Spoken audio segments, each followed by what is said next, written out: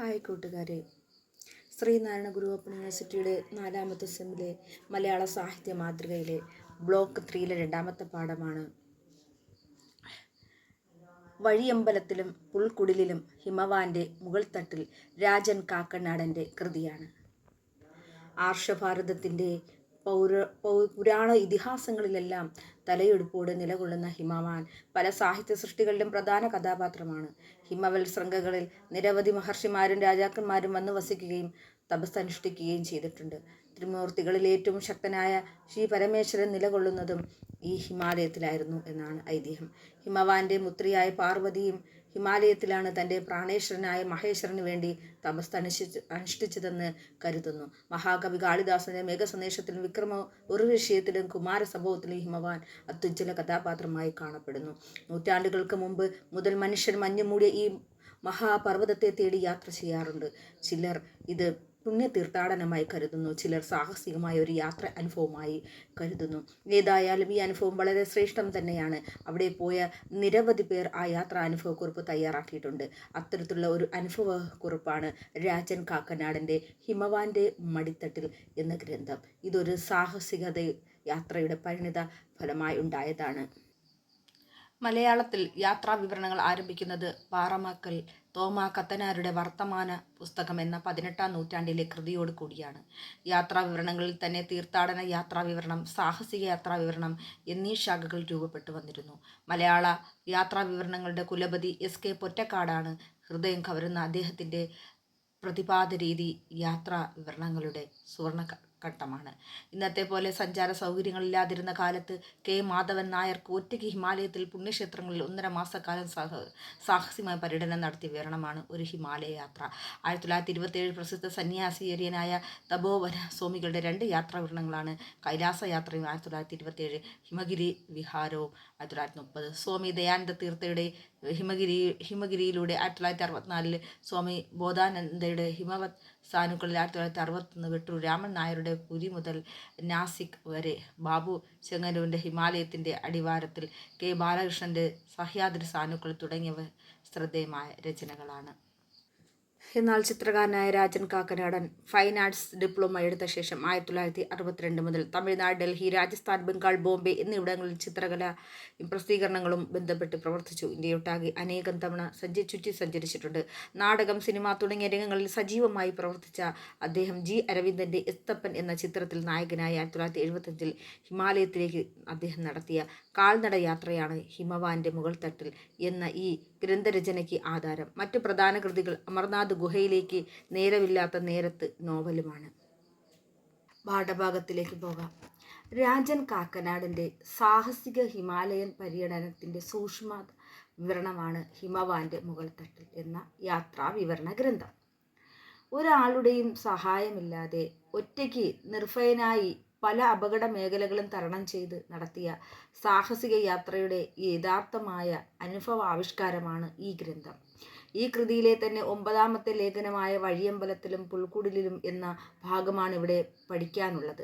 രാജൻ കാക്കനാടൻ ഹരിദ്വാറിൽ നിന്ന് യാത്രയാരംഭിച്ച് ഋഷിഘോഷ്, ഭാഗീരഥിയും അളകനന്ദയും ഒന്നിച്ചു ചേരുന്ന ദേവപ്രയാഗ്, ഗഡ്വാളി, രുദ്രപ്രയാഗ്, ഗുപ്തകാശി, സോനാപ്രയാഗ്, കേദാർനാഥ്, ഗൗരീകുണ്ഡ് എന്നിവയെല്ലാം പിന്നിട്ട് ഗുണ്ടിൽ നിന്നും മലയിറങ്ങി വരുന്നത് മുതലുള്ള വിവരണമാണ് പാഠഭാഗം.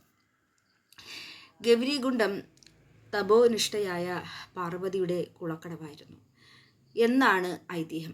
ലേഖകൻ ആ മലയിറങ്ങി മറ്റൊരു മലയുടെ മധ്യഭാഗത്തെത്തിയപ്പോൾ അകലെ സോനാപ്രയാഗ് മഞ്ഞിൽ വിളക്കുകൾ തെളിഞ്ഞ് സുവർണപ്രഭ പരത്തിയിരിക്കുന്നതായി കാണുന്നു. കുത്തിയൊലിക്കുന്ന സോനാഗംഗ തരണം ചെയ്ത് അദ്ദേഹം സന്ധ്യയോടെ സോനാപ്രയാഗിലെത്തുന്നു. അന്ന് രാത്രി ചിലവഴിക്കാൻ പറ്റിയ ഇടമന്വേഷിക്കുന്നു. മഞ്ഞുമഴ ശക്തിയായി പെയ്യുന്നു. തീർത്ഥാടകരെ കൊണ്ട് നിറഞ്ഞ ഒരു സത്രത്തിൽ കയറിക്കൂടി യാത്രികർ തീ കൂട്ടി അതിനു ചുറ്റും കമ്പിളി കൊണ്ട് മൂടിപ്പുതപ്പിച്ചിരുന്നു. ഇതിനിടയിൽ ദീനാരോധനങ്ങളും ഈശ്വരസ്തുതികളും കേട്ടു. ഒരു ശൈശവ സന്യാസി തൻ്റെ ശിലം നിറച്ചു കത്തിക്കുന്നു. ബോലേ ബം ബം എന്ന് ഭക്തി നിർഭരമായി ഇടറിയ ശബ്ദത്തിൽ വിളിച്ചു പറഞ്ഞ് കൂടിയിരുന്നവർ ഏറ്റുപറയുകയും ജയ് കേദാർനാഥ് എന്ന് ആരവമുണ്ടാക്കുകയും ചെയ്തു. കഞ്ചാവ് നിറച്ച ചിലം അവിടെ കൂടിയിരുന്നവരെല്ലാം വാങ്ങി പുകവലിച്ചു. വിവിധ ദേശക്കാരായ വ്യത്യസ്ത സ്വഭാവങ്ങളും വിഭിന്ന ചിന്താഗതികളുമുള്ള അപരിചിതരായ കുറെ ആളുകൾ ഒറ്റ മനസ്സോടെ ആസ്വദിച്ചു. ലേഖകനും അതിൽ പങ്കുചേർന്നു.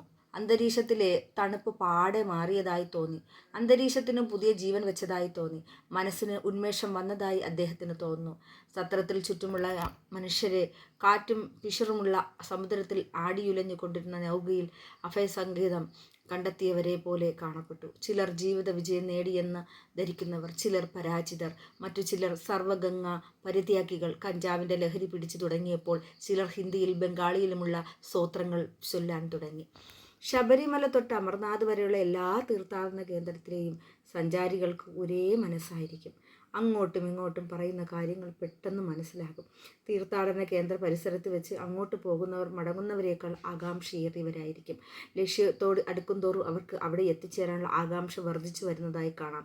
കാശി വിശ്വനാഥ് ഗംഗ, കാശി അമർനാഥ് ഗംഗേ എന്നിങ്ങനെയുള്ള ഭക്തിഗീതത്തിൻ്റെ ആവർത്തനങ്ങൾ ഇടയ്ക്കിടയ്ക്ക് ഉയർന്നു കേൾക്കാം. ലേഖകൻ അങ്ങനെ സോനാപ്രയാഗിലെ വഴിയമ്പലത്തിൽ ഒരു രാത്രി ചിലവഴിച്ചു. കൂടെയുണ്ടായിരുന്ന സ്വാമിയുമായി സംഭാഷണത്തിൽ ഏർപ്പെടുകയും ചെയ്തു. സ്വാമി എവിടെ നിന്നുള്ള ആളാണെന്ന് പോലും ചോദിച്ചില്ല. കാരണം മഹാന്മാരുടെയും മഹാനദികളുടെയും ഉത്ഭവം ചോദിച്ചറിയുകയല്ല വേണ്ടത് എന്ന് ലേഖകൻ ചിന്തിക്കുന്നു. ഗ്രാമീണമായ ഹിന്ദിയിൽ സ്വാമി തൻ്റെ ഉത്തരാഖണ്ഡ് യാത്രകളെക്കുറിച്ച് പറയുന്നു. പിന്നീട് ലേഖകൻ സോനാപ്രയാഗിൽ നിന്നും ഗുപ്തകാശിയിലേക്ക് പോകുന്നു. വഴിയിൽ ഒരു ഗഡ്വാളിയുടെ പുൽക്കുടിലിൽ കയറി റൊട്ടിയും ഡാലും ഉണ്ടാക്കി കഴിച്ചു. അവിടെ വിശ്രമിച്ചുകൊണ്ട് ഹിമാലയത്തിൻ്റെ താഴ്വരകളും മന്ദാകിനി നദിയുടെ മന്ത്രധ്വനികളും തൂവള്ള നിറത്തിൽ വെട്ടിത്തിളങ്ങുന്ന കൊടുമുടികളും എല്ലാം ചേർന്ന സുന്ദര ദൃശ്യങ്ങൾ ആസ്വദിക്കുന്നു. അദ്ദേഹത്തിൻ്റെ ഉള്ളിൽ നിരവധി ചോദ്യങ്ങൾ ഉയർന്നു വന്നു. എന്ത് കാരണത്താലാണ് മനുഷ്യൻ ഇത്തരം സാഹസികമായ തീർത്ഥാടന യാത്രകൾ നടത്തുന്നത്? വെറും അന്ധവിശ്വാസം മാത്രമാണോ? ക്ഷേത്ര കമ്മിറ്റിക്കാരും പള്ളി കമ്മിറ്റിക്കാരും അവരുടെ ലാഭക്കൊതി കാരണം ചില വഴിപാടുകൾ തീർത്ഥാടന കേന്ദ്രങ്ങൾ നടത്തിക്കാറുണ്ട്. ചില പണ്ഡിതന്മാരുടെ അഭിപ്രായത്തിൽ ലേഖകൻ അവതരിപ്പിക്കുന്നു. തീർത്ഥയാത്ര പാപങ്ങളെ കഴുകിക്കളഞ്ഞു മനസ്സിനെയും ശരീരത്തെയും ശുദ്ധീകരിക്കാനാണ് എന്നത്രേ. മറ്റു ചിലർ അഭിപ്രായപ്പെടുന്നത് അനേകം മൈലുകൾ ദൂരെയുള്ള തീർത്ഥാടന കേന്ദ്രങ്ങളിലേക്ക് പോകാൻ കാരണം അവൻ്റെ ഉള്ളിലുള്ള സാഹസിക പ്രവണത കൊണ്ടാണെന്ന്. ഇതിൽ ഭൗതികവും ആത്മീയവുമായ രണ്ട് വാദങ്ങളാണുള്ളത്. ഇഷ്ടമുള്ളത് ആർക്കും സ്വീകരിക്കാം. എന്തായാലും സംഘർഷങ്ങൾ നിറഞ്ഞ ദൈനംദിന ജീവിതത്തിൽ നിന്നകന്ന് ഇടയ്ക്ക് മറ്റേതെങ്കിലും മേഖലയിലേക്കുള്ള ദീർഘയാത്ര മനുഷ്യ മനസ്സിനും ശരീരത്തിനും ഉണർവും ഉന്മേഷവും പ്രദാനം ചെയ്യുമെന്ന കാര്യത്തിൽ എല്ലാ കൂട്ടർക്കും യോജിപ്പുണ്ട്. ആ പുൽക്കുടിലിൽ ലേഖകൻ ഇതൊക്കെ ചിന്തിച്ചിരുന്നു മയങ്ങിപ്പോകുന്നു. ഉണർന്ന് ഗഡ്വാളിയിൽ നിന്നും ഒരു ചായ ഉണ്ടാക്കിച്ച് കഴിച്ചു. സമയം 3 മണിയായി എന്ന് പറഞ്ഞപ്പോൾ ലേഖകൻ സന്ധ്യയായി എന്ന് കരുതുന്നു. ഹിമാലയത്തിൽ ഈ അനുഭവം ഇദ്ദേഹത്തിന് പലപ്പോഴും ഉണ്ടായിട്ടുണ്ട്. കാരണം അവിടെ ആകാശത്തിന് നീല നിറം, അകലെയുള്ള പർവ്വത നിരകൾക്ക് ധവളിമ, താഴ്വരകൾക്ക് പച്ച. നിമിഷങ്ങൾക്കുള്ളിൽ സൂര്യൻ കറുത്ത മേഘങ്ങൾക്കുള്ളിൽ അപ്രത്യക്ഷമാകും. അന്തരീക്ഷം മൂടൽ മഞ്ഞുകൊണ്ട് നിറയും. ചുറ്റും ഇരുട്ട് നിറയും, തണുത്തുറയും. ഗഡ്വാളിയുടെ ചായയും കഴിച്ച് ലേഖകൻ അവിടെ നിന്നും മടങ്ങി. ചുറ്റിലും മൂടൽ മഞ്ഞിൻ്റെ പുക. നടപ്പാത കഷ്ടിച്ച് കാണാം. ക്യാൻവാസ് കോട്ടുകൊണ്ട് തല മൂടി അദ്ദേഹം കാലുകൾ വലിച്ചു വെച്ച് ഗുപ്തകാശിയിലേക്ക് തൻ്റെ ലക്ഷ്യസ്ഥാനത്തേക്ക് വീണ്ടും യാത്ര തുടങ്ങി. രാജൻ കാക്കനാടൻ എഴുതിയ യാത്രാ വിവരണമാണ് നമ്മളിപ്പോൾ വായിച്ചത്. ഹിമവാന്റെ മുകൾ തട്ടിലേക്ക് രാജൻ കാക്കനാടൻ യാത്ര തുടങ്ങുന്നതും മുന്നൊരുക്കങ്ങളില്ല എന്നുള്ളതും, മുന്നറിവുകളും സുഹൃത്തുക്കളില്ല, സഹായികളും, ക്ഷീണിപ്പിക്കുന്ന ഫണ്ടങ്ങളില്ല, ആവശ്യത്തിന് കാശ് പോലും 1-2 ജോഡി വസ്ത്രങ്ങളുമായി അകലെ എവിടെയോ മാടി വിളിക്കുന്ന ഹിമശൃംഗങ്ങളിലേക്ക് നീളുന്ന സഞ്ചാരമാണ് രാജൻ കാക്കനാടിൻ്റെ ഈ കൃതി. അദ്ദേഹം കേദാർനാഥ്, തുംഗനാഥ്, ബദ്രിനാഥ് തുടങ്ങിയ ഹിമവൽ ഭക്തി കേന്ദ്രങ്ങളിലേക്ക് ഏകനായി കാൽനടയായി നടത്തിയ യാത്ര ഹിമാലയ രചനകളുടെ സാമ്പ്രദായികതയെ ഉല്ലംഘിക്കുന്ന കൃതിയാണ്. ഹിമവാന്റെ മുകൾത്തട്ടിൽ. അതിനാൽ സാഹസികമായ വൈയക്തിക അനുഭവങ്ങൾക്കാണ് ഇതിൽ പ്രാധാന്യം. 1975 ഹിമാലയത്തിലേക്ക് നടത്തിയ യാത്രയാണ് ഈ കൃതിയുടെ ഉറവിടം. ഇനി നമുക്ക് റീക്യാപ്പ് നോക്കാം. യാത്രാ വിവരണങ്ങളിൽ ഹിമാലയൻ യാത്രകളുടെ പ്രാധാന്യം വിലയിരുത്തുന്നു. അതുപോലെ തീർത്ഥാടന യാത്രകളുടെയും സാഹസിക യാത്രകളുടെയും പ്രധാന വ്യത്യാസങ്ങൾ മനസ്സിലാക്കി തരുന്നു. മലയാളത്തിലുണ്ടായ പ്രധാന ഹിമാലയൻ യാത്രകളെ പറ്റി അറിയുന്നു. അതുപോലെ സാഹസികവും അവിശ്വസനീയവുമായ ഹിമാലയൻ പര്യടനമെന്ന നിലയിൽ ഹിമവാന്റെ മുകൾത്തട്ടിൽ എന്ന യാത്രാവിവരണ ഗ്രന്ഥം തിരിച്ചറിയുകയാണ്. ഏകനായി നിർഭയനായി രാജൻ കാക്കനാടൻ പിന്നിട്ട യാത്രകളുടെ യഥാർത്ഥ ആവിഷ്കാരമാണ് ഈ കൃതിയിൽ നമ്മൾ വിലയിരുത്തുന്നത്. ഗൗരീകുണ്ഡം തപോനിഷ്ഠയായ പാർവതിയുടെ കുളക്കടവായിരുന്നു എന്നാണ് ഐതിഹ്യം. ശബരിമല തൊട്ട് അമർനാഥ് വരെ എല്ലാ തീർത്ഥാടന കേന്ദ്രങ്ങളിലെയും സഞ്ചാരികൾക്ക് ഒരേ മനസ്സായിരിക്കുമെന്ന് അദ്ദേഹം പറയുന്നു. സോനാപ്രയാഗ് മഞ്ഞൾ വിളക്കുകൾ തെളിഞ്ഞ് സുവർണപ്രഭ പരത്തിയിരിക്കുന്നത് എന്നും അതുപോലെ കുത്തൊലിക്കുന്ന സോനാർ ഗംഗയെയും തീർത്ഥാടന യാത്ര പാപങ്ങളെ കഴുകിക്കളഞ്ഞ് മനസ്സിനും ശരീരത്തിനും ശുദ്ധി നൽകുമെന്നും തീർത്ഥാടന കേന്ദ്രത്തിലേക്ക് പോകാൻ കാരണം മനുഷ്യൻ്റെ ഉള്ളിലുള്ള സാഹസിക പ്രവണതയാണെന്നും യാത്രകൾ മനുഷ്യനുണ്ടാകുന്ന ഉണർവും ഉന്മേഷവും ഒരു കൃതിയിൽ ചർച്ച ചെയ്യാവുന്നതല്ല എന്നും രാജൻ കാക്കനാടൻ്റെ കൃതികളെയും ജീവിതരേഖയും വിലയിരുത്തുകയാണ് ഇതിൽ. അതുപോലെ യാത്രാവിവരണങ്ങളുടെ ഒരു ചരിത്രം ഗ്രഹിക്കുകയുമാണ് ഈ കൃതിയിൽ കൂടി നമുക്ക് മനസ്സിലാക്കി തരുന്നത്. അടുത്ത ഒബ്ജക്റ്റീവ് ടൈപ്പ് ക്വസ്റ്റ്യൻ. ഗുഡജാത്രിയുടെ സംഗീതം എന്ന കൃതി എഴുതിയത് ആര്? ജോർജ് കാക്കനാടനാണ്. രാജൻ കാക്കനാടൻ മുഖ്യ കഥാപാത്രവുമായി അഭിനയിച്ച സിനിമ ഏത്? എസ്തപ്പൻ എന്ന സിനിമയാണ്. നിത്യചൈതന്യാദിയുടെ യാത്രാവിവരണത്തിൻ്റെ പേരെന്ത്? യാത്ര എന്നാണ്. 4ാമത്തെ ക്വസ്റ്റ്യൻ. കേന്ദ്ര സാഹിത്യ അക്കാദമി അവാർഡ് നേടിയ ഏക യാത്രാവിവരണ ഗ്രന്ഥം ഏത്? എഴുതിയത് ആര്? ഹൈമവത ഭൂവിൽ MP വീരേന്ദ്രകുമാറാണ്. 5ാമത്തെ ക്വസ്റ്റ്യൻ. എസ്തപ്പൻ എന്ന സിനിമയുടെ സംവിധായകൻ ആര്? G അരവിന്ദനാണ്. എസ്തപ്പൻ എന്ന സിനിമയുടെ സംവിധായകൻ G അരവിന്ദൻ. 6ാമത്തെ ക്വസ്റ്റ്യൻ. ഹെർബേറിയം, അടരുന്ന കക്കകൾ എന്നിവ ആരുടെ യാത്രാ വിവരണ ഗ്രന്ഥങ്ങളാണ്? ആഷാ മേനോൻ്റെതാണ്. 7ാമത്തെ ക്വസ്റ്റ്യൻ. രാജൻ കാക്കനാടൻ്റെ പ്രധാന കൃതികൾ ഏതെല്ലാം? ഹിമവാന്റെ മുകൾത്തട്ടിൽ, അമർനാഥ് ഗുഹയിലേക്ക്, നേരമില്ലാത്ത നേരത്ത് എന്നിവ അദ്ദേഹത്തിൻ്റെ നോവലുകളാണ്. ഗൗരീകുണ്ടിൻ്റെ പ്രത്യേകത എന്തായിരുന്നു? തപോനിഷ്ഠയായ പാർവതിയുടെ കുളക്കടവായിരുന്നു ഗൗരീകുണ്ഡം എന്നാണ് ഐതിഹ്യം. സത്രത്തിലെ തീർത്ഥാടകർ ആവർത്തിച്ച ഭക്തിഗീതം ഏത്?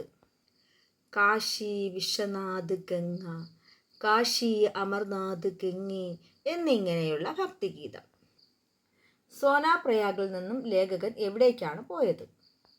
ഗുപ്തകാശിയിലാണ് സോനാപ്രയാഗിൽ നിന്ന് ലേഖകൻ പോയത്.